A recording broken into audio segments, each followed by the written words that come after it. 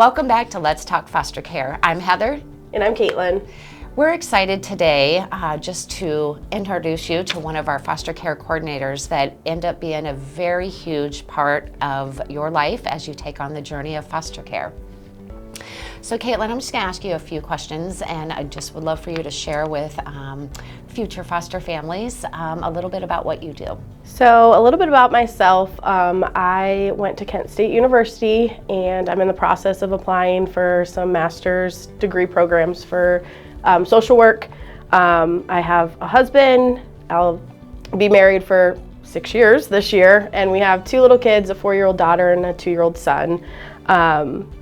I got in after college. I was kind of in the medical field, and I was about 8 years into doing that and kind of thought to myself, like, is this what I want to do for the rest of my life? I've always had a passion for working with children and with kids and families. So this job became available, and I've just been blessed to be able to work with foster parents and children that are placed in their home. Well, I agree with that, but I think we've been blessed to have you, and so have our foster families. Do you want to explain a little bit about what your actual role is and what you do to support our foster families? Yes. So as a foster care coordinator, I say we are kind of the support for our foster parents once they have placement in their home. So we are there to help guide them, support them, love them throughout their fostering journey. Some things that we do is we go out and do home visits monthly. Sometimes we're out there a couple times a month, depending on what our foster parents need, if they need the extra support. We do a lot of documenting. We do monthly visits with the county workers or the adoption workers. We also just support our foster parents in any way that we can. So we've gone out to the hospital if one of our kids is getting surgery and just spending the day with the foster parents. I just say our job is to really just be there for them and make sure that they feel really supported and guided throughout their whole journey. And you guys do a wonderful job with that.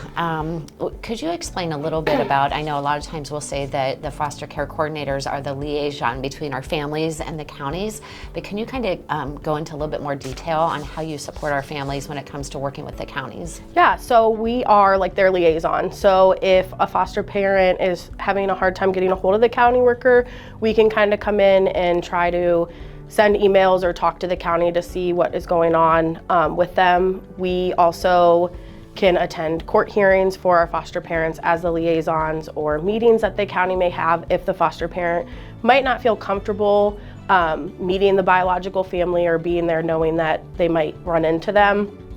We can be that liaison that can be there to support them, to know that we're there and the counties know that we're there supporting the kid. And can you kind of tell them a little bit about why the county is still involved? Because I know sometimes they get confused the difference between a private agency and a county agency. Would you like to explain that? Yeah, so the county workers are still involved from when they open up the case till they can go up to 2 years. A case can be open for up to 2 years.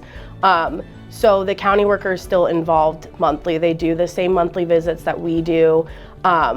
They're there to help also with the child to see what's in the best interest of them. So they kind of have 2 people that are in their lives monthly. We're just their support person as a private agency. So I always say that, we're their person. So they always can come to us, they can call us, they can vent to us, they can cry. We go through all the emotions with our foster parents, which I think is a huge blessing for them to have with a private agency. Because the family is licensed through Encourage Foster Care, but any of the kiddos that come from the different counties will always have their county worker then. So they are in the custody of whatever county children's services that they're in. Right.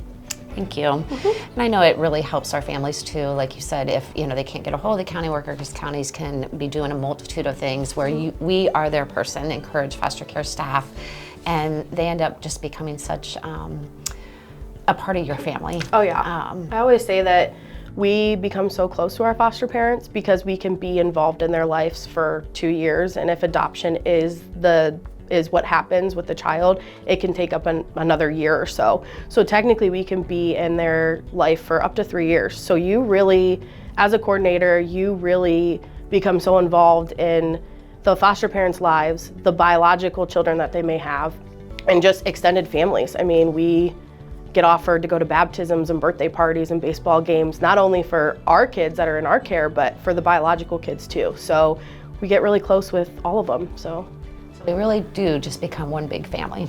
Yes, we are. Yep. What is something that you feel is a common misconception about foster care from a coordinator's perspective? I would say I have two things that come to my mind. The first thing is that some foster parents think that they can't be foster parents because they're single or they're not married or they don't own a house. And that's a huge misconception, because our biggest goal is to make sure that we license families that give that safe and loving environment, no matter if they're single or married or if they rent an apartment or a house. And another one that I can think of is that some people think that all kids that come into foster care have behaviors, or they're just the bad kids, or, you know, and once a child, from my view, that I've seen is once a kid comes into one of our foster homes and they get that love and that safety and that environment that they might have never had in their life, those behaviors go away. Once we get them into therapy and, you know, that those extra supports that these children need to process their trauma, you see a whole different side of them. And it's crazy to witness. And I've seen it multiple times with multiple of my kids, so. And I think, you know, to build on that is, we always want our families to know that first couple weeks is hard, because they have to remember these kiddos, that may be the only life that they knew. So this is a huge transition for them as well, and they're scared and they're fearful, but you got to hang in there. I mean, they're going to a home and to a family and seeing people that they've never met before. But, you know, give it that good 2-3 weeks, and they're going to see that no matter what they've gone through, no matter what their circumstances are, that they're loved. And we're walking in with that family to support them. For sure. How does your faith play a role in your communication and interactions with our foster families? So faith has always been important in my life. Ever since I was younger, it's always played a huge, important role. I say that our foster families, their faith is always number one, which is another thing that makes us stand out, is our foster parents rely on the Lord for the hard times, the good times, all of the times in between.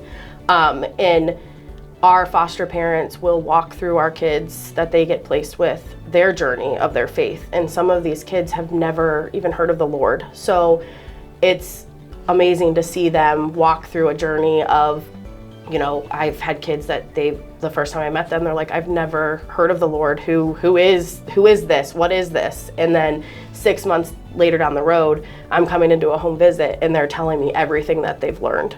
So our foster parents are really amazing at making sure that the Lord is put into our kiddos' lives, and to make sure that they're showing them that, you know, He's going to be there for them no matter what, and help them through these hard times that these kids have. So it's pretty amazing that we can, not only as staff, but our families can be that mustard seed. And just plant seeds, and so everyone can experience their worth in Christ.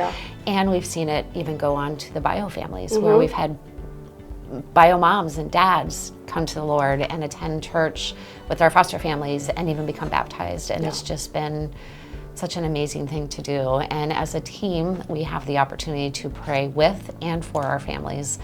And that's what gets us all through each and every day. Well, we want to thank you so much for tuning in to this episode of Let's Talk Foster Care, and just hearing a little bit more about the foster care coordinator position. And I want to encourage you, if you have any questions or you want to learn more about Encourage Foster Care, you can visit our website at encouragefostercare.org.